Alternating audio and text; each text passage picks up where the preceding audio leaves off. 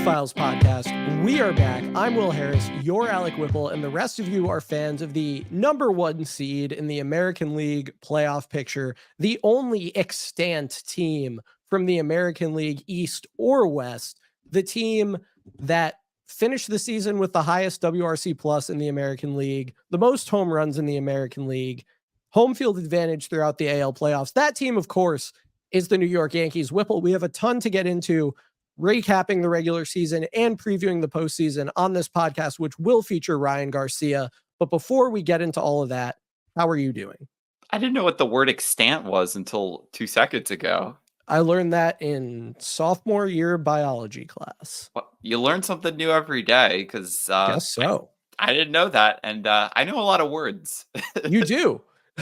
So I'm doing well. I'm excited for the playoff baseball is yet to come. I feel like I've been entertained by the playoff baseball that we've had, enjoyed the end of the regular season, but yeah, it's always nice. Like, I feel like last year when I was watching the wild card series and beyond, it's hard to get into it when like you don't have the stake in the game, and watching it when you know you're already, I guess you won the round theoretically. Yeah. And you're just watching the outcomes unfold. It's fun watching the Orioles and Astros lose. Even more fun. Some chaos game 3, and I mean, I guess that'll be the outcome will be known by the time we release this of Mets and Brewers. But at this point, I'm anticipating some chaos, fun, like a lot of fun going on right now. For sure. But yeah. on Saturday, I think it'll be very stressful. That's the caveat. I too am quite glad that the Yankees didn't have to play a wild card series, and both the higher seeds in the AL losing in their wild card series strengthens my conviction there. Whipple, we're going to get into the postseason preview later on with Ryan, but there's a whole regular season to recap. And because of how long this episode is going to end up being, I don't think we want to get into, our favorite games and our least favorite games and our favorite moments and our least favorite moments and all of that. But I just want you, if you can, to think back to the beginning of the season and how you felt about this team and what your expectations were for them and what you thought they would or would not accomplish. Overall, how did the 2024 regular season play out relative to your expectations? I think it met them. I mean, my expectations were last year was an aberration, and it proved to be an aberration. And I couldn't really ask for more than that. I think everything else is just nuance, like how many wins you have or how many games up you finish in the division. I think the goal of the Yankees this year was to return to the standard they established in 2022, which was winning your division, having a win total in the mid to high 90s. And yeah, like that's what I expect of them. That's what I expected coming into the year. Maybe they look like they're better than that at times. Maybe they look worse than that other times. Definitely times they seemed unbeatable. Definitely times they seemed terrible. But I think they, this was what I wanted from them. And this is what they delivered. Like a fun, entertaining season where they were always in contention and really just got rid of everything that was terrible about last year. Primarily feeling like, the lifeboat is or the ship is sinking and, you're on the lifeboat just watching the carnage unfold. That's how I felt last August, and I'm glad we're not in that position now. And that's all I could ask from them.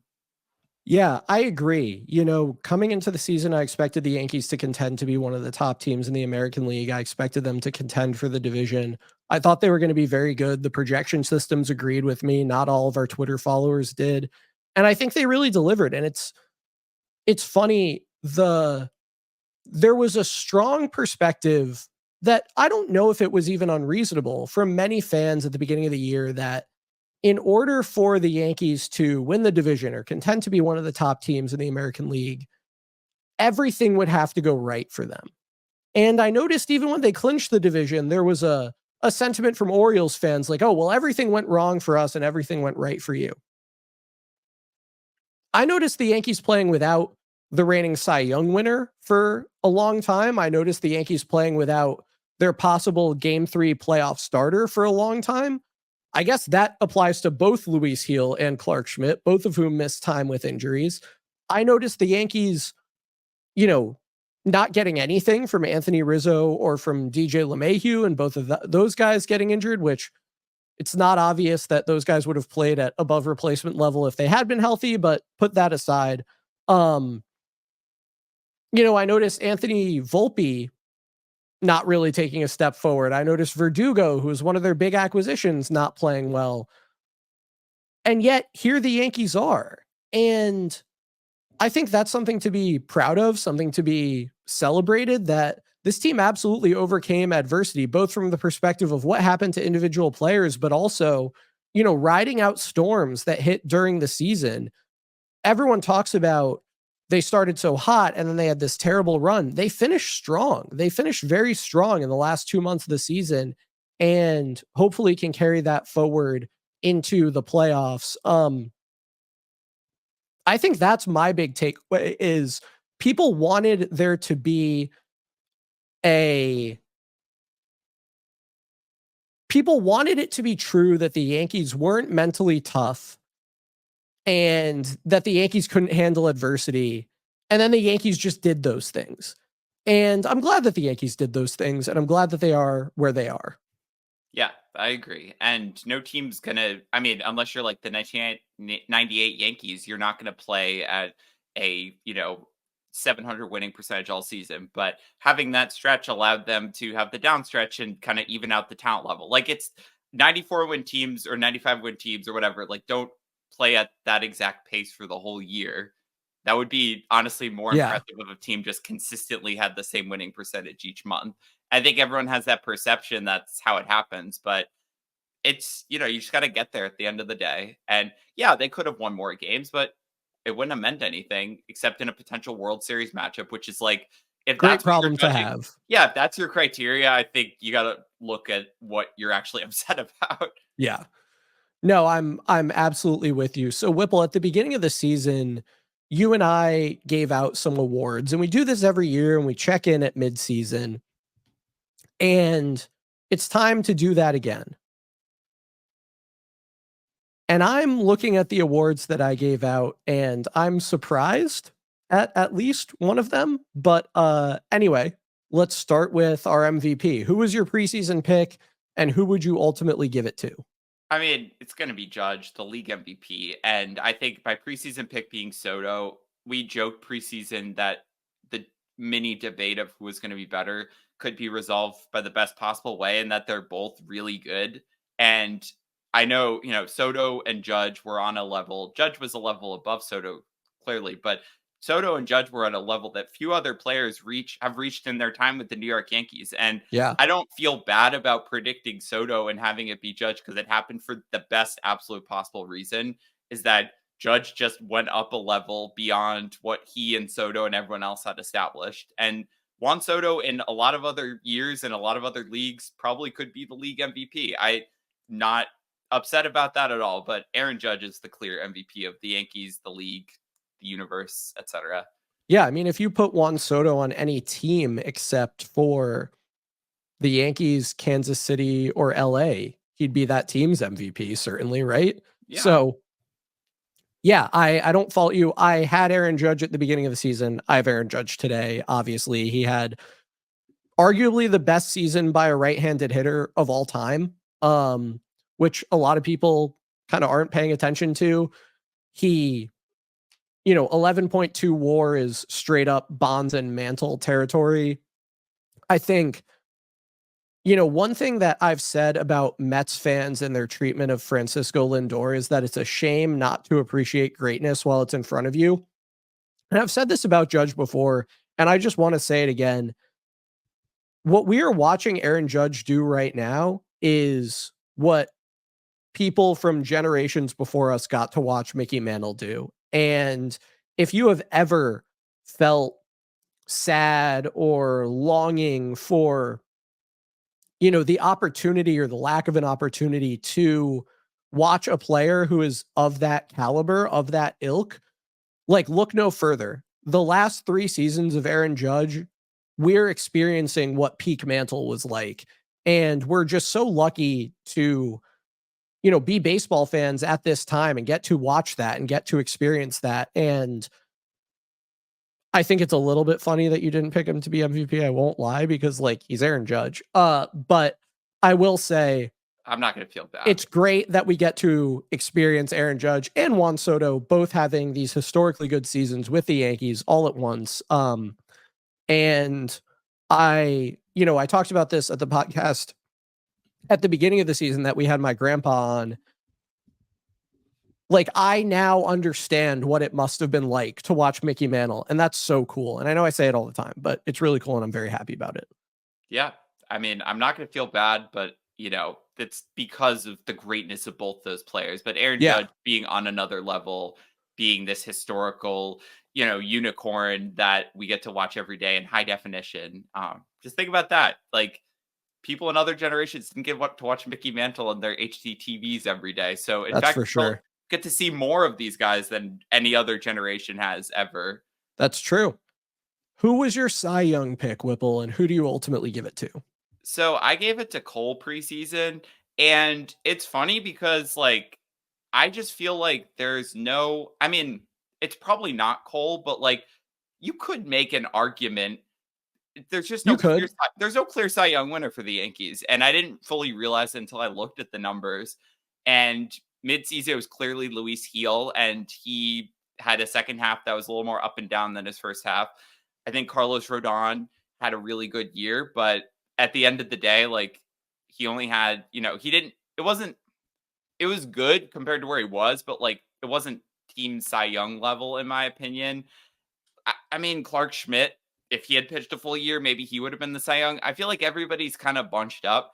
I will probably still give it to Heel, but I don't know. Like, part of me wants to give it to Cole, but I mean, Cole had a few months where he clearly was the best pitcher on the staff. I just feel like Luis Heel was really good for probably longer than that. And I gotta count, only pitching 80 or 95 innings. I gotta dock Cole a little bit for that. So I'm gonna say Luis Heel, and I'm gonna say Cole is probably my runner-up. I don't know if that's fair, if that's balanced for me to say. That's fine. So I picked Marcus Stroman at the beginning of the season, which seems very out of step I with the think kind meant of now. thing that I would do. I don't know if like I guess I just figured he'd like contact manage his way to victory or something. Obviously that didn't happen. I think I was kind of like grasping at straws in the absence of Gerrit Cole. I'm emphatically giving it to Nestor Cortez. He finished 0.9 Fangraphs WAR ahead of any other Yankees pitcher. Luis Hill was second. He, had an ERA under 4, expected ERA under 3.7, FIP under 3.9. Like, he just did a lot of stuff really well, and he pitched 174 really solid innings for the Yankees when it wasn't obvious where solid innings were going to come from for this team in Gerrit Cole's absence in particular. So I, we don't know what is going to happen with Nestor. Obviously, he's having an elbow problem. We don't know what's going to happen with the rest of his Yankee career, really. But I think that it is time to appreciate the season that Nestor had, coming back from the way that he struggled last year, both with effectiveness and availability, to set a career high in innings and scare his career high in Fangraphs WAR that he set in his phenomenal 2022 season. I think that he absolutely deserves recognition there. Yeah, I think it's a solid pick. The Yankees, no standout starters, but a lot Yeah. of really good work done from the starting pitching. Who was your rookie of the year? So I had Wells preseason, and I probably have to give it to Heel because Wells did fall off pretty hard. As much as I want to find a way for it to be Wells, I think Heel objectively was better. But you're going to have two of probably the top 5 finishers in the AL Rookie of the Year race. Right now, I'm not sure who ends up winning, but I mean, again, Heel coming out of nowhere to basically pitch a full season's worth of innings after barely pitching the last 2 years and being as dominant as he was, especially in the early part of the year. Wells, I think, having, 5 really good offensive months or 4 really good offensive months, and then just being an A-plus framer, like all positive stuff from Yankees rookies that we haven't seen. I mean, since I don't know, Volpe had an okay rookie year, but I feel like I'm more impressed with what Heel and Wells have done probably since like the days of Glaber and Andujar. Yeah, for me, it's Wells. I mean, 3.5 WAR, phenomenal defensive catcher. Obviously, rookie of the year is supposed to consider what you did do on the field. He got unlucky. He could have been even better, but to walk over 11% of the time, have, a few months where his bat was really pivotal in helping the offense, in the absence of production coming from other areas. I mean, Austin Wells was awesome. And not to take anything away from Luis Hill, I think it's a hard choice, but I would go with Austin Wells. I think he probably ends up finishing second in AL Rookie of the Year behind Colton Cowser, which is, no disrespect. Like, that's Colton Cowser's a very good player, and it's uh finishing second to him is more than fine, especially when you probably would have finished ahead if you'd gotten to play a full season. Yeah, definitely. Comeback player of the year. Who did you have and who do you give it to? So preseason, I gave it to Rizzo, and I don't think the comeback for him went quite as planned. Not exactly. I think there's a few guys you could give it to. Definitely, we talked a lot preseason about Rodon and Stanton, and that's probably Yeah. where my mind goes to. One of them. I do want to shout out Luke Weaver because, like, objectively, he's comeback player from like being really bad, but I guess he had never really been that good before. Mhm. So by like the letter of the rule, the letter of the I award, think there's a different award that comes later on that belongs to Luke Weaver. fair enough. But I do want to shout out somebody who had been bad and then, like he was okay, then bad, then had a really good year, and definitely it's kind of bounced around. I'm gonna give it to Rodon because, Yeah. well, I think Stanton and Rodon were kind of similar, filled similar spots of like they didn't light it up, but they were really solid contributors when they just provided nothing last year or next to nothing. I mean, Stanton had his moments last year, and Rodon just literally provided nothing. And I Yeah. think he came from a much lower place, and probably, the final numbers don't look that great, but like we've talked about, I mean, he's had his moments and his stretches, and definitely putting it all together as we head into the playoffs. Just been really impressed with the fact that he threw even 175 innings. Like that Yeah. alone, I think, is a lot put to go forward on your comeback player of the year candidacy. Yeah. I mean, he was 3 innings away from his career high. His ERA went down by almost 3 runs year over year. Expected ERA was down over a run. FIP was down over a run. XFIP was down over a run. So like everything got a lot better. And we traced on a recent podcast kind of what I've been calling Carlos Rodon's journey of self-discovery, where the things that we wanted to see improve throughout the season. And there was a rough patch in there as those things were changing, but over the course of the season, they got a lot better. Am I still worried about him allowing some hard contact and some homers and stuff? Of course. But I think Carlos Rodon, when you consider the depth that he came from, exactly as you said, he's got to be the comeback player of the year. Who is your reliever of the year when we started off, and who do you give it to? I had Ian Hamilton, and he had the injury bug this year, and Yeah. for a lot of reasons, just didn't end up making the impact. I mean, has come back, has pitched well, definitely will be a player in the postseason, but on the balance of work, he just doesn't have enough to really be a contender for this award.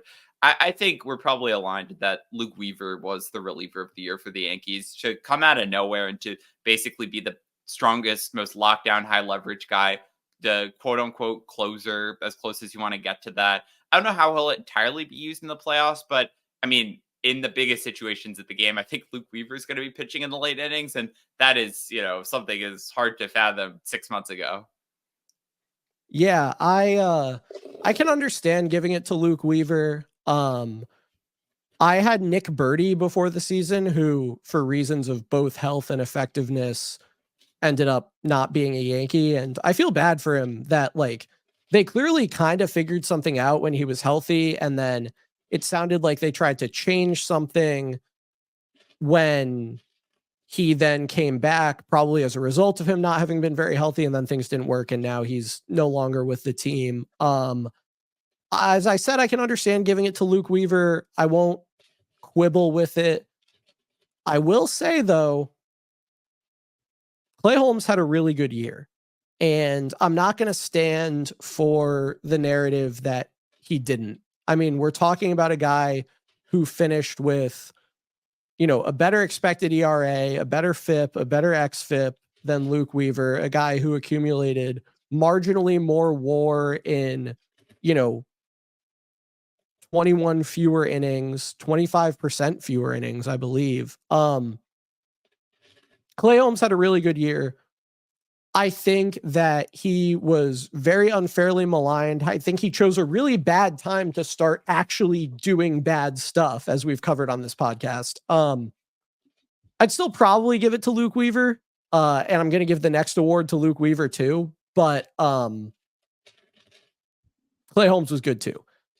Breakout player, I'll go first. I had Luke Weaver at the beginning of the season. I have Luke Weaver now. I think, to your point, he was really bad before. Never all that bad as a Yankee, but really bad earlier in his career. And he is kind of like the comeback player of the year in that regard. But to me, this was a breakout because we saw him fit into a mold that he had never occupied before and really excel in it. Luke Weaver was awesome. Since moving into the closer role, to the extent that there's a closer, he's been untouchable. So I'm very excited about where that will go. And I think, I don't know if there's anyone on this team that could better fit the breakout player of the year than Luke Weaver. I think Luis Heel could also be a breakout player, but I'm open to that. It's hard to be a rookie of the year and a breakout player, but I Yeah. feel like if anyone was to do it, it would be him just because of the way like his career has unfolded. I'm open to that. So I also think, that's probably, I was going to say Jazz, but like definitely Jazz is like somewhere between like a comeback and breakout player because he's been good before, but like I feel like he's turned it on to a new level in New York. Sure. But also he's done that, just hasn't done it for that long. So I'm gonna go. I think Luis Heel is an option. I'd probably give it to Luke Weaver too. But again, like let's look at the bullpen. I mean, someone like a Jake Cousins could also be a candidate. Totally. Tim Hill, like guys who are finding another level. So a lot of cool options. At the end of the day, if I wanted to go with my preseason pick, I'd stay with Heel, but I think I got to go with Weaver.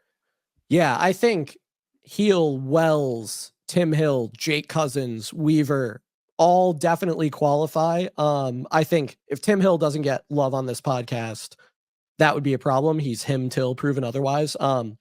So yeah, there are a lot of breakout performances on this year's Yankees, and I think that's awesome. And it's going to tie into something we talk about later. Cool.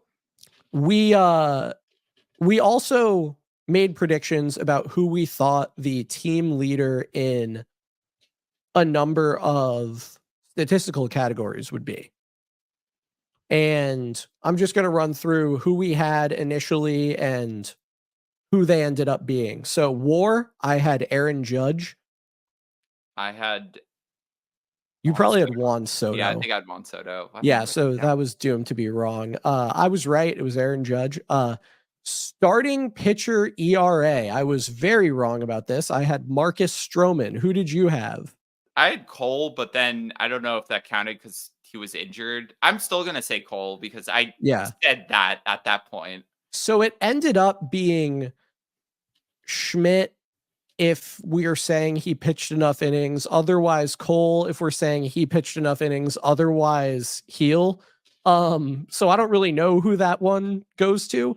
WRC plus, I said Aaron Judge, and I was right. I said Soto. Yeah.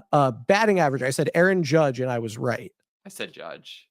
Home runs, this is embarrassing, Whipple. Home runs, I said Judge. I'm pretty sure you said Juan Soto, who did set a career high. So in that way, it's not embarrassing. But in that you picked him over Aaron Judge is tough. I feel like I predicted that Soto could reach another level. I just didn't predict that level was going to then be surpassed by like a standard of 10 by Judge. Yeah. So runs batted in, I've got I had Aaron Judge. I Judge. Yeah. Wins, I had Carlos Rodon, and that turned out to be correct. This is like the ultimate crapshoot one. Yeah. I said Stroman, and not correct. But Stroman had the third most. Yeah. Like it's a silly stat. And then saves, I had Clay Holmes. I think you also had Clay Holmes. Yeah. Now we'll get into the fun part. We both made 3 bold predictions. And historically, you are very good at this and I am very bad at this. So I'll go through my top three, or my three bold predictions, then we'll go through yours. So first, I had Clayton Beeter becomes one of the four most trusted relievers on the team. When he pitched the last inning of one of the first wins of the Yankees season, I felt really good about this prediction. And then he got sent down and got hurt and didn't pitch again until like 2 weeks ago. So that one crashed and burned. Second one, though, Austin Wells becomes a top 5 bat on the team, and it's a good thing. Well, Austin Wells, among Yankees that got at least 50 plate appearances, was 5th in WRC plus and 3rd in Fangraphs WAR. So I consider that one a resounding success. My belief in Austin Wells was rewarded, and I'm quite happy about that. And then my third one is also going to turn out to be wrong because I am often wrong about these bold predictions. It was neither Alex Verdugo nor Trent Grisham gets a playoff plate appearance for the Yankees, but the Yankees are in the playoffs. I think it's more likely that both Trent Grisham and Alex Verdugo get playoff plate appearances than that neither gets a playoff plate appearance. Yeah, I mean, I hate to say it, you're gonna beat me on bold predictions this year if you got one No, right. I'm not. I don't think I got any right. And this is maybe, historic. Well, I'll start with the one I'm like not sure about. Technically, the Yankees signed Chasen Shreve and Roned Odor to their minor league team at some point. But as we discussed, does anyone know what happened to Roned Odor? No. Like I'm searching on Google News. Yankees signed Roned Odor to a minor league deal, and that's the last update. Nobody knows. This guy never played for the minors of the Yankees. So yeah. And we did say that they have to play on the major league team. And so We did. I don't feel good about saying that I predicted that because I didn't really predict it in the way that I said I predicted it. Can you think of any other players acquired this year that had any tenure as Yankees before? I don't think there were any. I'm just gonna check on one because I don't remember the mechanics of it. So what you could know, because the signing was before we recorded the episode. I was gonna say possibly Anthony Masevich because he was granted free agency and then signed as a free agent and then appeared on the Yankees, but that happened in December. So no, I cannot think of another player who would qualify. I'm sorry. I really thought I was going to get that. I mean, there was Montgomery was out there at the time. Gio was an option at the time. You know, relievers you could get throughout the year. David Robertson, Chad Green, Adam Ottavino. Yeah. And then there's always like the Billy McKinney, the Greg Allen. Yeah. And just no one. And that was very disappointing. So that was 0 for 1. 0 for 2, technically, it still could be right. Gerrit Cole still could get Cy Young votes. Maybe I'll try to go bribe some writers to put him like down ballot. I mean, there's probably a 1% chance of that. And that would probably not be a good use of someone's 10th place Cy Young vote, but maybe it will happen. I'm going to take the L on this one too. I was definitely more optimistic of him just coming back and dominating right away. And while he did do really well, he didn't really pitch that many innings. And that is one I wasn't really entirely thinking of. I think I was just so excited to imagine him coming back. I didn't think of the mechanics of it. The last one, Trent Grisham will be a top 5 Yankees hitter by WAR. I feel like this should have happened. The bar isn't even that high. Like if he had gotten to like 2 WAR, it probably would have happened. But he just stayed in purgatory and didn't get the playing time necessary. So I think with a heavy heart and maybe for the first time ever, I'm going to have to go 0 for the season. Yeah, I think this is probably the first time ever. So maybe the this writers can do the right thing if they have the courage. So we did some over-unders on WRC plus. Aaron Judge was 157. We took the over and it hit. Gleyber Torres was 122. We took the over and the under hit. Anthony Rizzo, 114. We took the over and the under hit. Anthony Volpe, 99. We took the under and it hit. Win total over under. We averaged Pacoda and the Fangraphs playoff odds from the day we did the podcast episode previewing the season. The average was a 90 win projection. The Yankees, of course, exceeded that as we both thought they would. The last over-under I made you do was Oswaldo Cabrera over under 4 home runs. I don't remember what you picked, and he ended up with 8. The over hit on June 9th, which Yeah. was not what anyone expected, I don't think. First week Oswaldo Cabrera was special. Special. And like mid-August Oswaldo Cabrera too. So he's a weird player, man. All right, Whipple, I don't want to step on any of the things that we discussed with Ryan in the second half of this podcast that people will hear, but is there anything else you want to cover from the regular season? You know, we've done our awards, we've done our over-unders, we've looked back at our predictions. We're about to go, full on into the postseason. What if we missed? What else do we need to put a bow on? What else do we need to neatly package up and put away to get us closure and put this regular season to bed? I think we got 2 minutes on favorite game, and that's it. Yeah. Some ones that come to mind. This isn't like a definitive. This is more rapid fire. The one that stands out for me is the Trent Grisham game in Boston. Yeah. That seemed like things were pretty bleak at that time, and just a wild. Hey, Whipple, had you tweeted anything that I really didn't like maybe a day before that? They were bad, and then they saw my tweet, and they're like, "We should play better." And then it must be that they played better, and nothing like a classic Fenway game to rally the troops and start a winning streak. So that game in Boston, the Judge Grand Slam game against Boston in September comes to mind. Some of the games against the Astros the first week of the season, I feel like there was a lot of Yankees classics in there. Yeah, I mean, I don't know. The game against the A's, because Gerrit Cole pitched really well, and I feel like that might have been the top pitching performance of the season. Sure. Not a lot of we talk about the Yankees haven't had a walk-off home run in years. Not a lot of signature, this is the iconic win of the season because it's a walk-off home run. That's kind of weird. Yeah, more than 2 calendar years now since the Yankees last walk-off home run, which is crazy. What comes to your mind? Yeah, I mean, I agree with a lot of the ones that you said. The first ones that came to mind were the opening games in Houston. Definitely the Judge Grand Slam game. The Grisham game I agree with, but that was towards the end of my honeymoon, so I was following along with the game. I don't remember if I'd woken up in the middle of the night or if it was already early in the morning or whatever it was. But I was following along with that game, so I was very glad about that one, but I didn't feel like I was experiencing it in the moment. I think the Trent home run game against the Dodgers, the Sunday Night Baseball game, that was pretty sweet, especially with the "We Want Soto" chant. Right. If the Yankees had won that Friday game, I think that'd be up there because that was if they win, it's a Yankees classic game. But I think you got to take one of those Dodgers games. Oh, missing a big one. The game against the Phillies with the Grisham catch. And, for sure. Yeah, how they almost blew it if not for the ball bouncing and Glaber making a good play. And yeah, I mean, that road trip just stands out as there were a few classics in there.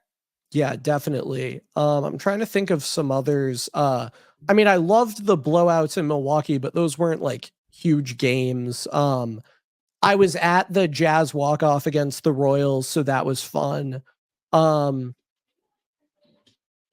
Yeah, there aren't a lot of instant classic games that the Yankees played this year, though. I guess you got to shout out Ben Rice 3-homer game against the Red Sox. That was cool as Gary Sanchez doubles in the game 3 of the wild card series just now. Hot Gary Summer. Anything else you want to cover from the regular season? Let's just get to the playoffs. Yeah. All right. It's playoff time. So without any further ado, we will throw it to our annual tradition playoff preview / birthday episode with Ryan Garcia. We hope everyone enjoys. And we are back. Welcome, Ryan Garcia at Ryan Garcia ESM on Twitter, back to the podcast. Ryan, we were remarking before we started that it's kind of a Yankees Files tradition to have you on the podcast before every postseason starts, but more importantly, the day before your birthday every year. So happy early birthday. You are turning an age that makes me feel like the age I'm about to turn is really old. So we won't talk about that part, but it's an honor to spend this last day of your teenagerhood with you. There is nowhere else I'd rather spend than on the Yankees Files podcast to celebrate it, because I will always mention this. I feel like every time I come on, every lunch period in high school, my senior year, like again, new school, everything like that, would sit down, listen to whatever episode, whether it was a new one or just like revisit an old one for Yankees Files, and just get through the lunch period, write about some stuff, be like, yeah, they make a salient point here. Yeah, you know what, maybe this guy can get it going, something like that. And the That was 2021 Yankees needed a lot of guys to get it going, so I'm glad we Yeah. inspired some hope. Yeah, that I was a fun up and down year, to say that in a positive light. It was a fun and up and down year. I still remember how it made me feel when Whipple blamed the entire season on Glaber and then they moved him back to second base and he broke out. Anyway, that's not what we're here to talk about. We're here to preview the postseason. We waited until today so we would know who the Yankees' opponent in the ALDS would be. And it's going to be the Kansas City Royals, who we have some prop comedy here. So if you're not watching on video, you should be.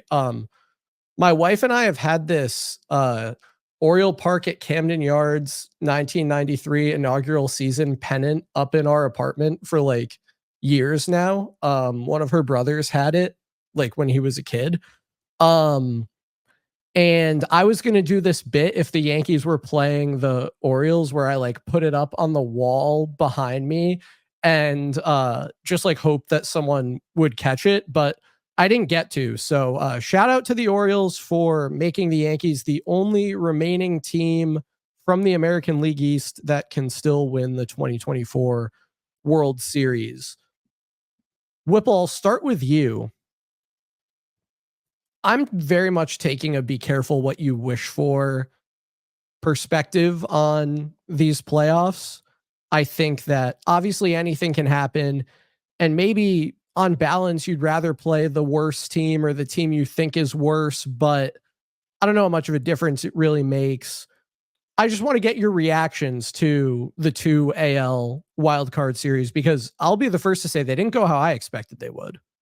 No, and I think seeing the Astros and the Orioles eliminated in the same day is fun to cheer about. And I'm not going to say that like we didn't have a good time yesterday, but I absolutely think you're right in that being careful what you wish for is probably the opportune strategy, given that the Royals and the Tigers are certainly no pushovers. I mean, just thinking about the Royals, I don't think I fully realized like how worried I was about the Royals, maybe even more so than some of the other teams. Like their pitching is really good, and they definitely don't have, maybe they don't have the lineup depth of the Orioles, but the Yankees are going to have to face some really good pitchers, and it's fun to see them beat the Orioles. But again, we were all worried about the Orioles, and the Royals did that to them. So to see that, I mean, the Astros and the Tigers was probably a little more cathartic and, It less was. less of like I'm worried about what the implications are. But I think for the Royals and the Orioles series, like I was happy, but seeing Lugo and Reagans and the bullpen just carve up a really good lineup and knowing how they've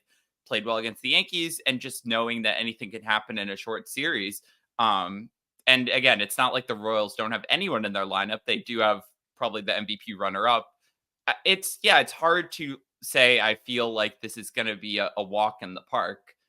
Maybe that's just the nature of playoff series, but I think saying the AL Central is all that stands between the Yankees and a pennant, I think is severely underrating that these are some really good teams, and the gap between the best team and the worst team is 10 times smaller than it has been in previous years.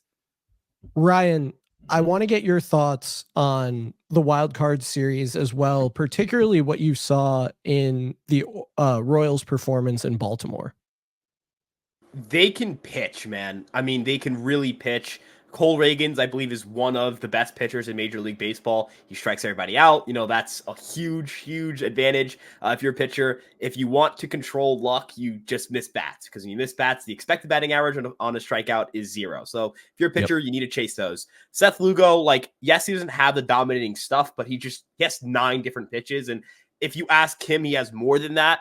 StatCast just gives him 9. When you talk about a guy who has like 3 sliders, he throws a slurve, 2 changeups and 3 different fastballs and a curveball, you're kind of like, all right, like, what do you even sit on? What are you like studying? What are you trying to pick up in batting practice for the game? That can be really difficult. Lugo pitching game 2, I think, is maybe good for the Yankees because that means they'll see him once. And then Michael Wacha, he has a history against the Yankees in pitch in that series, but I'm not saying that I'm like either A, super scared of him, or B, not worried at all, but I don't think you can evaluate how we performed against previous Yankee lineups to this team, because clearly this team has very different flaws and strengths to other Yankee teams. This is the first Yankee team in my life where I've sat down and said, wow, we really need more right-handed bats. Like, what we can't hit lefties. What happened? I mean, the we can't hit lefties thing is also a little overblown, but you guys get my point. Like, I think Michael Wacha, he's good. They have good pitching, but when it comes to like matchups, I kind of care a little more about, number one, in-season data, and number two, I don't even know how much I can care about in-season data, because we're talking 1, 2 start sample sizes, 3, 4, 5, 6, 7, 8 at bats. It's nothing worth taking into consideration. So I take your guys' approach. It just is what it is. You play whoever you play, and the Royals have good pitching. Hopefully you can hit them. Is it Reagan's pitching game 2 or? Yeah, he's pitching game 2. Okay. Walker's going game 1. Right. So I did see that Michael Wacha owns the narrative, or owns the Yankees narrative on Twitter today. And I just want to point out, a lot of Michael Wacha's innings against the Yankees happened 3 or more years ago. But in the 3 starts that he's made against the Yankees since the 2022 season started, none of which came this year, here are some guys he faced: Andrew Benintendi, Josh Donaldson, Miguel Andujar, Isaiah Kiner-Falefa, Kyle Higashioka, Timlo Castro, Marwin Gonzalez, Harrison Bader, Oswald Peraza, and Greg Allen. I'm just going to go out on a limb. I don't think any of those guys are going to be facing Michael Wacha on Saturday. So I would caution people against reading into those stats too much. I could get Peraza up. It's theoretically possible. It's theoretically possible. You're right. And I'll give you that. I do want to shout out Notre Dame's Matt Vierling, who was, of course, a member of the Detroit Tigers team that eliminated the Houston Astros. It couldn't have happened to a better group of people.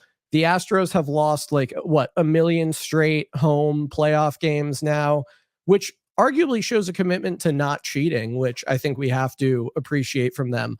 But it's just so good to see them eliminated. Ryan, I'm wondering, as someone who is so in the data, a narrative we saw a lot was the Yankees have a mental thing with the Astros. The Astros own the Yankees. They're the hump the Yankees can't get over. Were you buying that at all? Like, if the Astros were one of the remaining teams, how would that affect your view on how far the Yankees can go? Because frankly, I thought it was ridiculous. Juan Soto had never played for the Yankees in the postseason against the Astros. I think Austin Wells is like 10-1 against the Astros in his Yankee career. It felt a little silly to be like, well, Giancarlo and Judge and Glaber and Tommy Kahnle are all still here, so it's just like 2019. Like, I don't quite know about that. I would point to a lot of different historic rivalries. The Lakers can't beat the Celtics in the finals until the Lakers beat the Celtics in the finals. Let's look at even the Kansas City Royals and New York Yankees. The Royals lost to the Yankees 3 times in the ALCS before finally beating them and sweeping them in 1980, their 4th matchup in 5 years. There are so many examples of we own this team. They cannot beat us. There's a mental thing. And it's like, well, I'm not saying that there aren't players who maybe go to Houston and go, oh, here we go again, right? Or players who see the Yankees and see familiar faces, see pitchers and go, I know how to beat this guy. But a lot of those guys, as you mentioned, aren't on this team. Is Luis Severino getting traded? I mean, you can't obviously do this, but is Luis Severino somehow finding his way onto the Yankee roster, into the rotation? Is Masahiro Tanaka coming back from Japan to pitch? And he pitched very well, so I can't even, use that as an example of a guy who got J.A. Happ is not going to be there. Right. I mean, the one of the biggest issues you could argue the Yankees had was, maybe from a matchup standpoint, the Astros were always had really good right-handed relievers, and maybe those guys had advantages against a lot of right-handed hitters on the Yankees. But as we just talked about, this team, this offense is not, oh, they're too right-handed. Oh, gosh, if they only had a little more left-handed hitting. Like, they have Jazz, they have Soto. Soto's arguably the best left-handed hitter in baseball in 2024 outside of Shohei Ohtani. But I think the WRC plus is like this. I think Soto's ahead. It might be, yeah. So, yeah. I mean, if you want to talk about, and what, Soto walked in there with, we walked in there with Soto, swept them, took 2 out of 3 at Yankee Stadium. We've, as you mentioned, lost 1 of our last 11 matchups against them. I think that they had advantages from the pitching side of things. Framber Valdez, lefty, Yusei Kikuchi, lefty. But I've also seen the Yankees blitz Yusei Kikuchi. I also saw Framber Valdez knock it out of the fifth inning against us on opening day. Like I've seen us beat these guys. So I don't know if 2017 has anything to do, at least, especially like 2015. Oh my gosh. Oh, Greg Bird's going to come back. I mean, control. Chase Headley. Are we being serious right now? I didn't buy into it too much. Brian McCann made the last out of that game, I think. He might have. Brian McCann, Whipple, by you the can way. check me on that. Good dude. You. That's a good dude. You guy. That guy was good. I think he brought in Albert Abreu. So yeah, he did that. And also I think now that being able to access information and data and all that stuff, kind of look back and go, hey, Brian McCann, what a solid baseball player. And solid overall process. You sign the guy, you get a good prospect back, open door for a guy who becomes your catcher for the next 6 years. Which, I want to just stick the claim of an international free agent becoming a big leaguer for what will probably be 10 years, if not more. Huge success. Multiple time All-Star, multiple 30 home run seasons, deserving rookie of the year. Yeah. It looks like Ohtani did end up with a 1-point edge in WRC plus over Soto. My apologies. The thing is, I hear what you guys are saying, but my counterpoint is the Yankees and the Twins. I mean, you can't tell me there's not, I'm half kidding, but the fact that a team was able to beat the Twins that consistently in the playoffs and out of the playoffs is the most funny thing to me. In the playoffs, the Yankees kept playing the Twins because the Yankees were the top seed and the Twins were the bottom seed. Yeah. All right, I wanted to point out that I think that there was I think the reason the Yankees kept beating the Twins because the Yankees are better than the Twins. They would walk into every series heavily favored. So I think the one team was close-ish. It was close-ish from a win standpoint, but I think betting odds really favored the Yankees in that series as well. The one year where I genuinely think there was this we're totally going to use the Astros was 22, but that was also because the Astros were just the much better team at that point in time. By the time the 2022 ALCS rolled around, say what you want about Benintendi, but I would take him over Cabrera defensively in left field, and kind of knowing how Cabrera's career has played out, you would say that 2022 Andrew Benintendi was better. Carpenter was your second best offensive player, and he broke his foot and never was the same. He is yet to be the same. So I get what you're saying from if you ask me, Ryan the fan, not Ryan trying to be objective about baseball. If you ask me from in my heart of hearts fear, I'd be oh gosh, I really hate playing these guys, So yeah, but I also am not particularly jazzed about playing an AL Central team who has some confidence going into the series. Both these guys are hey. Both these teams hey, it's a 5-game series. Anything could happen. Literally anything could happen. Last year, the Rangers beat the absolute brakes off of the Orioles after popping bottles the night before the last game of the year and blowing the division. Could you imagine if that happened to the Yankees? What would happen? There were so many takes as the Yankees were losing whatever it was, 4 of their last 6, that I think the take I saw was, if Hyde had left Burns in the game, then the Yankees definitely would have lost all their games for the rest of the season, not won the division, not been the number 1 seed in the AL East. It's that's the length that we're going to. It was ridiculous. I'm glad it didn't happen. I'm glad the same thing that happened to the Orioles last year. Well, I guess it hasn't not happened to the Yankees yet. But anyway, people would have been really mad if the Yankees had the postseason performance that the Orioles had last year, and people will be mad if that's the performance they have this year. But anyway, Ryan, you published a great article today just running down who the Royals are. And, I had a tweet in which I basically pointed out, their offense is unremarkable. They don't hit a lot of home runs. They don't slug very much. They don't walk very much. They're a bottom 10, 11 offense in the league. They have a phenomenal defense, which is why the pitch to contact guys like Lugo and like Waka can be, or part of the reason that the pitch to contact guys like Lugo and like Waka can be really effective. And their pitching staff has been quite good. So, give us the rundown. I know you dove a lot deeper. You were looking into matchups, pitch types, things like that. What should people know? What's the primer on how the Yankees match up with the Royals and where they might have some advantages? Yeah, so the Yankees have a myriad of pitchers with really, really good off-speed pitches or breaking ball pitches, if you want to differentiate between the two. The Yankees have guys in the rotation. You know, Cole's curveballs come back to life this year. It's been a better pitch than it was really over the last 2 years. Obviously has his signature slider. That's always been a pitch for him. His cutter hasn't performed great this year, but, you know, it's a pitch that I think he feels comfortable throwing and a pitch I think he can throw against the Royals. They are very aggressive. They are going to swing early. I would say they make good swing decisions because I think you can make good swing decisions while not working walks. It's a good swing decision to swing at a strike if it's a hittable pitch. That's a good swing decision. 9 times out of 10, if you're getting a hittable pitch, you know you can at least generate some sort of quality contact with it. Not saying it's going to drop for a hit, but if it's in your zone, you're usually going to do something with it. But that plays into, as you mentioned, they don't really slug. So it's not like we're talking about. So if you have Salvador Perez, you do not want to throw him anything, you know, slider over the zone. You can kind of imagine what's going to happen there. But for a guy like, let's say, Michael Garcia, if you're throwing a breaking ball and you happen to miss in zone, there is a chance he'll take it out for a home run. But the numbers would tell you that this is not a guy who's going to punish you if you make a mistake. This is a guy who you can, you know, try to throw away, make him beat himself, that kind of thing.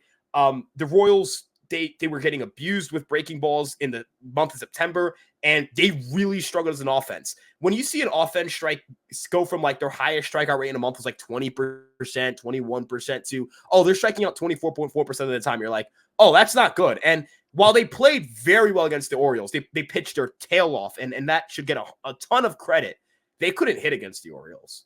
They faced Burns, who just kind of, he got 3 strikeouts in that game, and he just going after them, cutters, you know, just throwing, and they're really bad against cutters too. So that I think Schmidt would, whether it's as a multi-inning reliever as a starter, that's up for Aaron Boone to decide. I don't feel strongly enough either way to really be like, oh, Boone's a this and that if he doesn't pitch Schmidt, or he's a this and that if he doesn't pitch Heel slider. You can kind of imagine what the Royals would do to it. We've seen him pitch against the Royals. It wasn't pretty, but it was pretty effective. And I don't think the Yankees are going to ask Luis Heel to go 6-7 innings. They're going to go, you give me 5, even 4. We'll figure it out from there. And the Yankees bullpen's equipped with guys to handle that as well. Luke Weaver has a great changeup and a great cutter. His 4-seamer plays to everybody. Holmes has 2 really good sliders. Canley has a great changeup. Hamilton has a great slider. Cousins has a great slider. I know from like a offense, from like a pitch type standpoint, Tim Hill doesn't project to play very well in this series, but he's left-handed. And guess what the Royals WRC plus is against left-handed bad pitchers? It's 84. So that's like 4. Yeah. So they're 2022 Isaiah Kiner-Falefa against left-handed pitching. I actually would say that's a perfect comparison because they don't hit home runs. They put the ball in play, don't walk a lot. True. So, I mean, if you're like, I think if you're Tim Hill, he's on like 3-pitch inning watch. You know, and I think if you want to pick, if you wanted to like, this is a really niche thing, but if you wanted to say that if there's one guy who could throw 3 pitches and get out of an inning in this series, it's probably Tim Hill because he's just going to throw strikes. They're going to swing at it. It's kind of like these two are kind of made for each other, the Royals and the Twins, and Tim Hill. I don't know why I even said the Twins. But yeah, I mean, I think the Yankees pitching staff looks good for this series. The one guy I want to throw out here that's kind of a little bit of a curveball here.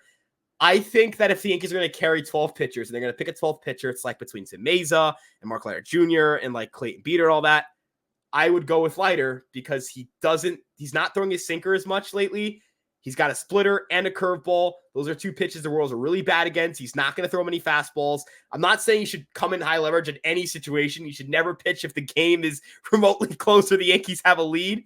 But if you need, you know, again, it's a 12th guy, right? Aaron Boone's going to be going. He's going to be throwing Ian Hamilton every game, Luke Weaver every game. We saw it with Wandy Peralta and Loaizaga in 2022. Those guys pitched every day, basically. So just saying, if you're going to stash the last part of your roster with a pitcher, I'd throw out Leiter Jr. Maybe Mays if you want another lefty. So, yeah. So do you think because of all the off days and the fact that you really are only playing 2 games back-to-back days, do you think there is the value in the 12th pitcher? Like, do you think that's even going to be necessary, or do you think there's a better way to serve that on the offensive side? That's a good question. So, I mean, I think 11 pitchers is the bare minimum. You need 11 pitchers. I want, you know, to have a decent amount of bullpen depth. The one thing I'm worried about is going to extra innings. You have Stroman for that. Like, you have Stroman and Heel, who can just kind of be like, all right, just kind of throw as many innings as possible. I know that, you know, Stroman isn't a particularly good pitcher, but he can eat innings. And if you want to ask about like Jay happened 2019 versus 2024 Stroman, I would take Stroman. I know it's like it's not really like the kind. It's kind of like arguing between if you'd rather have like the fourth best wide receiver on like a bottom team in the NFL or like the third best wide receiver. I mean, so this is really talking about, we're really getting into like the worst parts of a team's roster. But I do think Stroman has value as like, hey, he's going to throw pitches and he's going to eat innings, and you have your extra innings guy there. So on offense, maybe they try to bring in more guys to pinch run. I think that would be valuable because Cabrera is probably someone they're going to bring into games as a defensive sub. You don't want to have to burn him as your pinch runner for Stanton. Does this mean we see Duke Ellis, who has a average of 1,000 with the New York Yankees? I believe that's data we should be paying attention to. Mind you, a hit against the World Series champion Texas Rangers. So that's right. Some really hard hitting stuff, guys. John Birdie, I think John Birdie has a ton of value as a guy who can run the bases and play some defense. So if you want to stack your bench with a bunch of speed guys and just go, all right, we want to have as many base runners as possible. And if there's one catcher in baseball, I am more than willing to try to take advantage of defensively, it is Salvador Perez. If there's one guy where it's like, you want to make sure he's out there and that you're forcing him to make defensive plays. If he guns out all of your base runners and he frames all the pitches and he has a great defensive series, whatever. Like, it would suck to lose the series, but God, I mean, if you're scared of Salvador Perez killing you defensively behind the plate, I feel like you're just not going into this series the right way. Control what you can control. Try to beat the things that are probably going to happen. You have to try to stop. You don't want to just walk Bobby Witt Jr. You want to find a way to get him out because that Perez isn't a bad hitter. He's a pretty good power hitter. He's one of the few power hitters they have. They just gotta. If they have speed, I think they can test Salvador Perez. As you mentioned, they don't really have to play a lot of back-to-back games, and I think they have enough pitching to get it done. So. The Yankees are just in a good position to win this series. I'm not saying they're going to win this series because we don't know, but I don't know. I don't have like this fake pessimism of like, I know the Yankees are going to choke. I know if they choke, they choke. I'm going to go into this with the data, and the data says they should win. So I want to talk to you a little bit more about the position player side, kind of the flip side of Whipple's question about the 15 or the 12 pitchers. If they take 15 position players, obviously, it's all the normal guys. It's Grisham, Dominguez, and Verdugo all make it, plus John Birdie, plus Duke Ellis. I guess one of my questions is, do you not think Oswaldo Cabrera is going to be the starting first baseman? Because I'm starting to believe that he's going to be the starting first baseman. And if he is, to your point about burning him as a pinch runner or whatever, I think that kind of screams out for the use of the 15th spot on a position player. I'm interested to get your take on that. Yeah, so I understand why the Yankees won't go, all right, Ben Rice is X-Will, but is this, I'm going to play him every day. Like, I understand because of the defense. The Yankees, sure. Like, the Royals are a team where you want to have your best defensive alignment out there. If they feel like Oswaldo Cabrera is a better defender than Ben Rice, then by all means, I have no problem with it, right? Like, I understand that as long as they can explain it, as long as it's not just, he looks good in the batter's box. Like, all right, that would be like massive red flag. I'm not saying the Yankees do that, but that would be my red flag. I think that as long as they're running the best defensive lineup out there, that's fine. As you mentioned, there is nuance to the conversation of if you're playing Cabrera, you're considering him a serious option to start. You have to have someone to pinch run. You cannot just rely on Cabrera to do it. You also need to have some defensive versatility, and that's where like John Birdie comes into play. Yep. I do not want to see John Birdie play left field, but I would love to see him play third or second if you need to. I don't know if I'd pull Glaber unless it's like a 5-run game because he's the leadoff hitter and he's their best leadoff hitter and he gets on base. He's hitting really well. Like he's entering the territory of like, I think 2 months ago, if you're like, all right, Glaber's starting, when are you pulling him? I'd be like 7th inning once I have a lead. Could be 1 run, right? Like he's got like a 9 WRC plus. The offensive value is not there. I know 102 or 103 isn't crazy, but we know that it's trending upwards. So that's encouraging. We know his true talent level is a little better, not a little, considerably better than that. Left field, look, if they start Dominguez, they should have Verdugo in. He might be a guy where it's, you have a 2-run, 1-run lead, 7th inning, yeah, you're taking him out. That I would be comfortable with that as well. I'm not saying Alex Verdugo is this world beater, but you consider the 2 ballparks they're going to play in, Yankee Stadium and Kansas City, that ballpark, that left field. I don't want to think about Dominguez having to play out there. They should get Grisham as involved as they can get him. How would you use Grisham? I would use him as, consider him a pinch runner. Maybe he's not as fast as he used to be, and he's not faster than guys like Birdie. I would consider him as maybe a late game defensive sub. If again, like a 5-run situation, you're up 5 runs, you move Judge to right field, you probably have to take Soto out the game at that point. Or you, that's still because you can't burn the DH spot, or else your pitcher has to come up to hit, and that's a bigger disaster in my opinion than having to like not have Soto in the lineup in a 5-run situation. It sucks that Grisham never got to play left field. I feel like that's like the greatest tragedy of the season. Like out of all the things you could like reasonably complain about, like Aaron Boone or like Brian Cash in the strategy, or whatever, I think Trent Grisham not getting a lick of time in left field might be the one thing where I'm like, why didn't we try? Because if there's anyone who won the left field job, it's Trent Grisham, if we're being honest, right? Like I love Jason Dominguez. He won the job. Trent Grisham, he won the job, guys. I'm sorry. Like, if we're going to go just based on offensive performance here and defensive upside, he won the job. He did. He did it fair and square. Unfortunately, they just were like, you will never play left field. You do not get a chance at this job, which I found a little strange almost. He feels like a guy they would like. I just don't get why Soto never played left field. Even if you want to play Grisham in center, why did the Soto, Grisham, Judge outfield never happen? Because even that would be, if you really feel like Grisham should be at center, that seems logical to me. I mean, I don't know. I think they think left field is more difficult than center field, which I would agree with, and I would say this is beyond just this year. I looked at Brett Gardner's defensive data in center field when he first came up. That man put up like 20 defensive runs saved in his first like 800 innings out there in center field. The Yankees get Curtis Granderson in 2010, and they play him in center field, not Brett Gardner. They play him in center field and Brett Gardner in left field.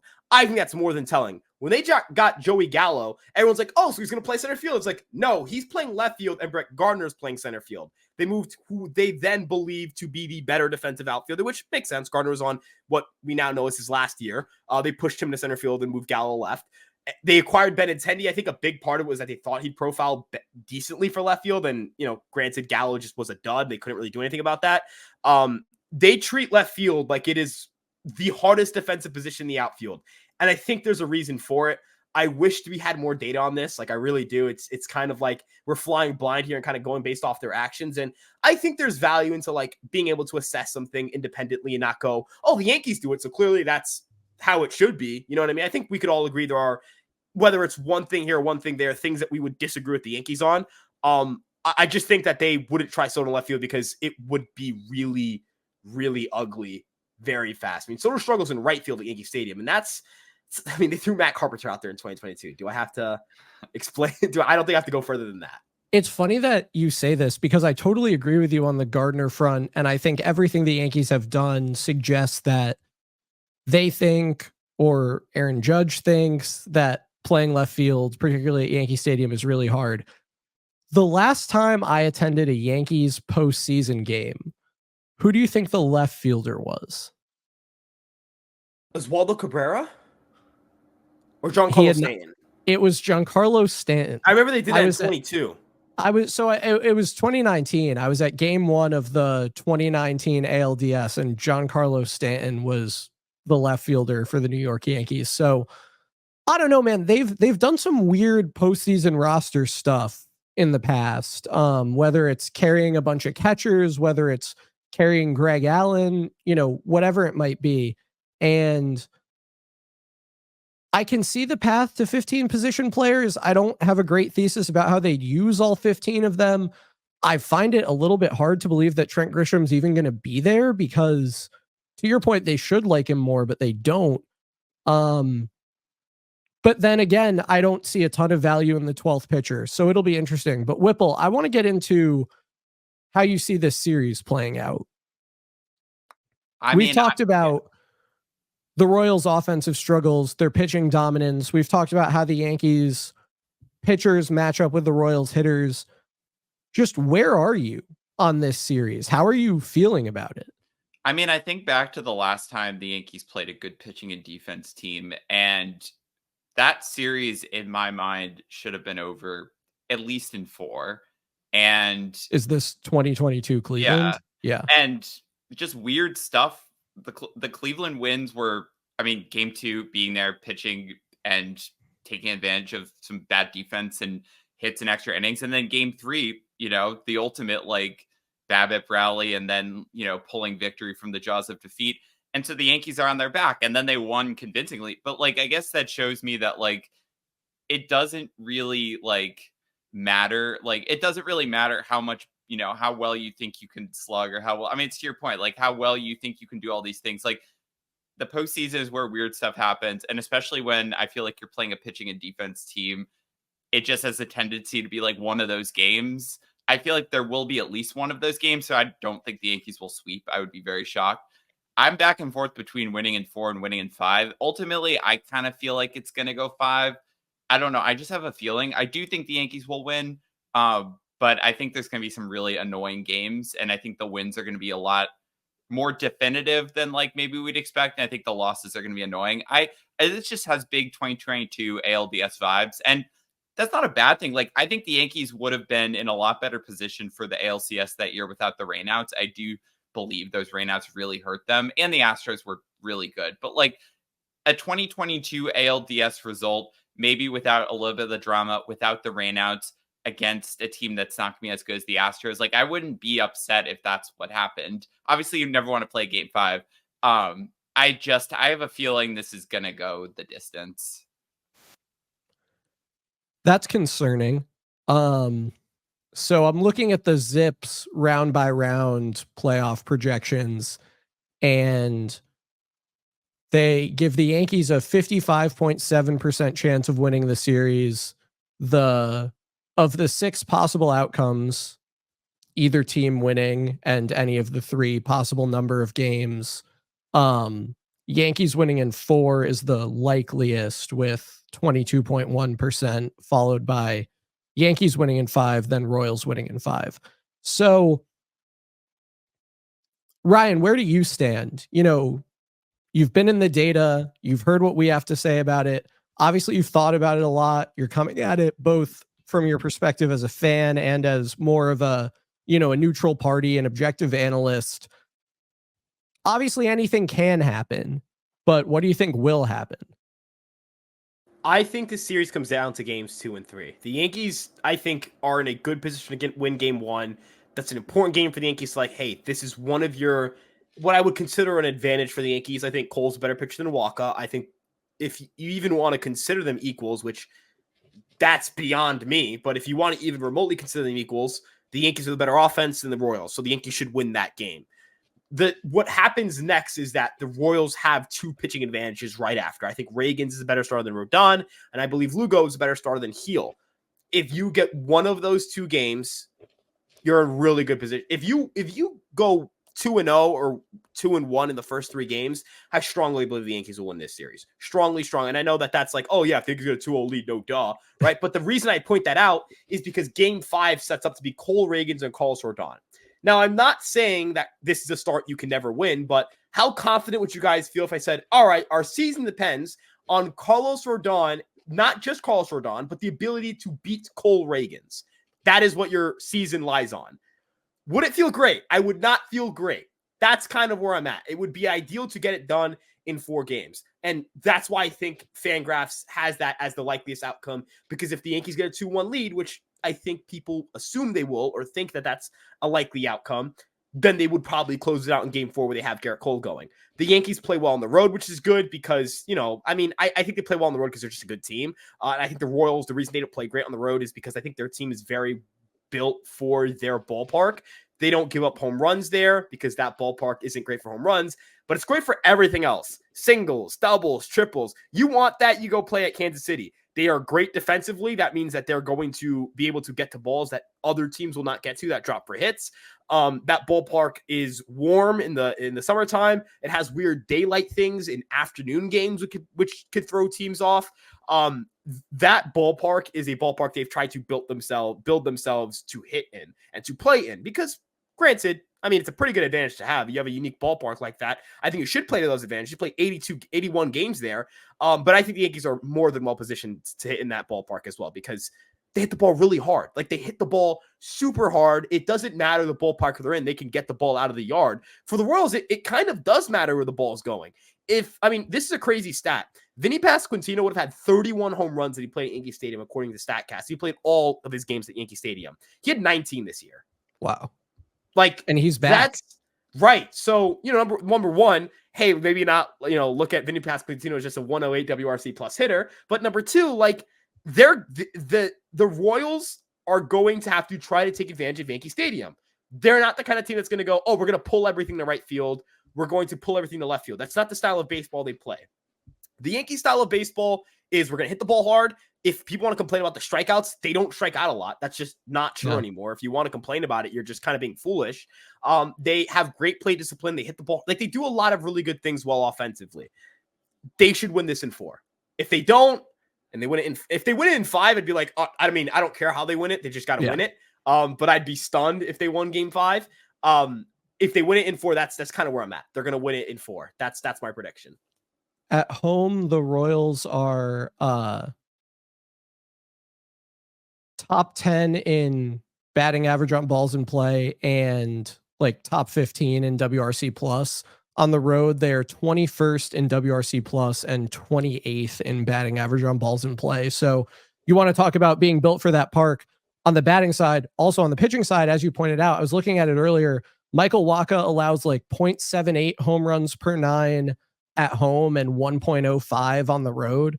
So, and I think it was Wacha, it was either Wacha, Singer, and Lugo, or Wacha, Reagans, and Lugo were all towards the top of like fewest home run per 9 among qualified starting pitchers in the AL this year. Now, the caveat there was, I think for both Wacha and Lugo, not Reagans, curiously, I'm not sure why this would be, home run per 9 went up on the road. So yeah, I mean, I think, Ryan, you nailed it. If the Yankees play like the Yankees from an offensive perspective, they should be able to do this. But the Royals do have very good pitching. So I think, yeah, owning home field is going to be really critical because the Royals are much better in their own ballpark, both from a hitting perspective and a pitching perspective. And going there and having to face Seth Lugo, either with your season on the line or with a danger of going down 2-1 or whatever it might be, I don't feel good about that. So yeah, I would quite like the Yankees to get it done. Why not just sweep? I mean, every playoff series but one so far has been a sweep. So why not just get in on that? I mean, I think game 1 is the important one though. Like, that's red flags if they don't win that one. And they're well positioned to. I think they have the momentum. There's no reason that a team, starting their ace, like, there's no bye effect to suffer from. They're lined up. The Royals offense isn't anything special. And I feel good about it. But yeah, I think I'd feel a lot better if they could just win game 1 and then you're in a bit of the driver's seat. All right. Whipple, how far are they going?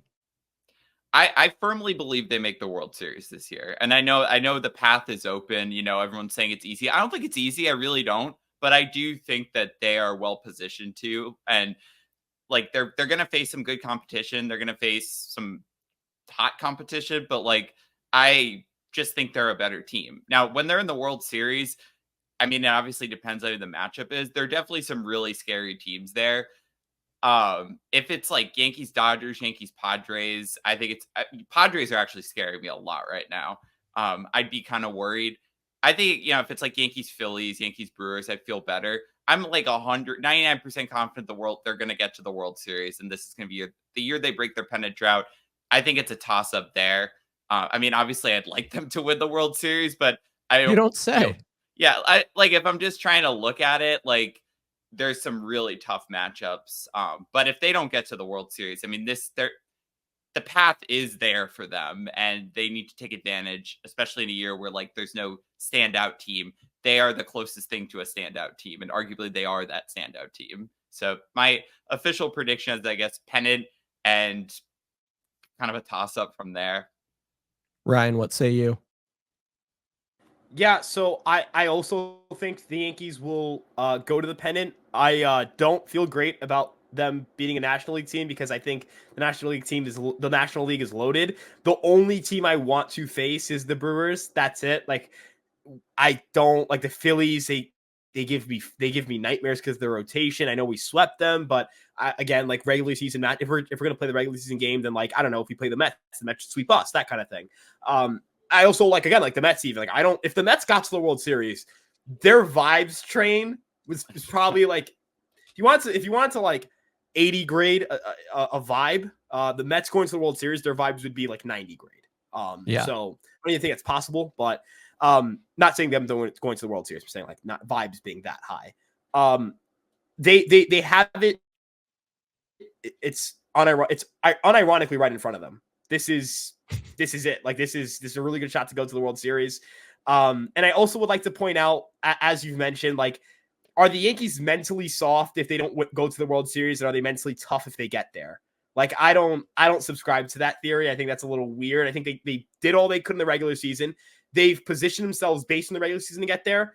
If they had like blown the division, in the last week, then like, sure, we can have the conversation of like, oh, can they, whatever. Like that would be like all time pathetic. If you lose because it's the postseason, it's the postseason, right? Like, are the 2022 Dodgers a bad team?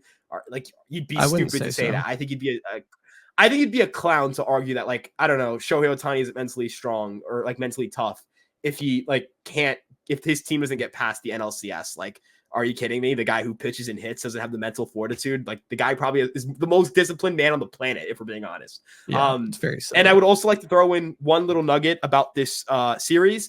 There is no starting pitcher that is lined up for this series against the Yankees who has a strikeout rate above 22.9% against left-handed batters.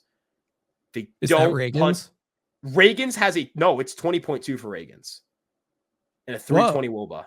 So I would just like to point out, if the Yankees would like to kind of give the Royals a taste of their own medicine, it would truly, this is the sicko in me coming out here. It'd feel really good to win a game where, like, yeah, I'd want to hit a couple home runs, whatever it may be.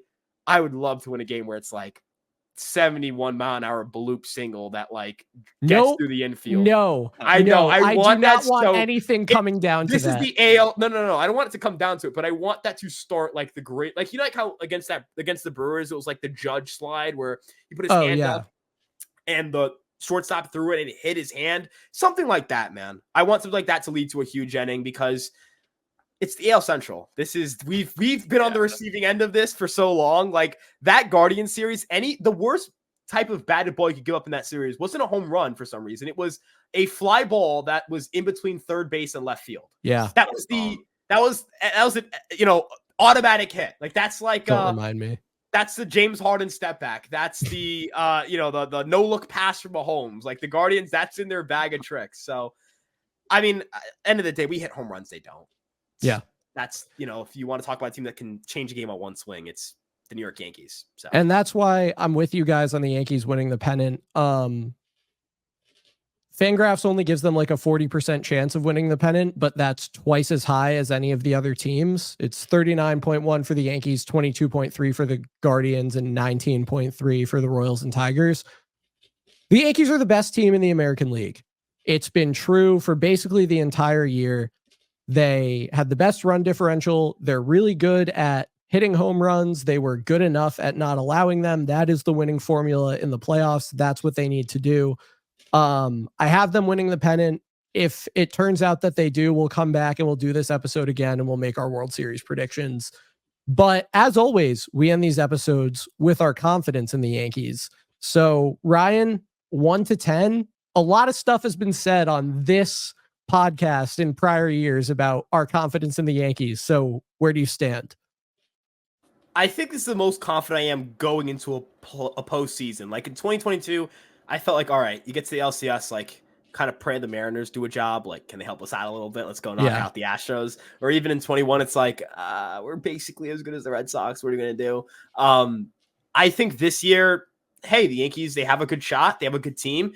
They have a good chance to get it done. We'll see if they do it, right? Like, I'm at like an 8. I think 8's a healthy number for the postseason. I want to show respect for the opponents we have.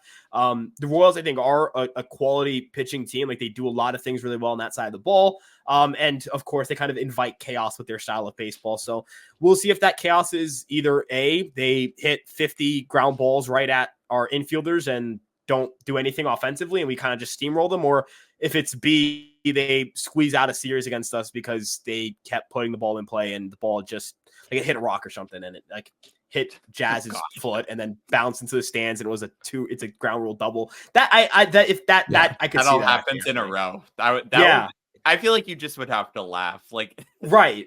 Like so I'm not trying to call it like a cakewalk or whatever it may be, but just more so like, hey, you're the more talented team, you're more built to win in the postseason.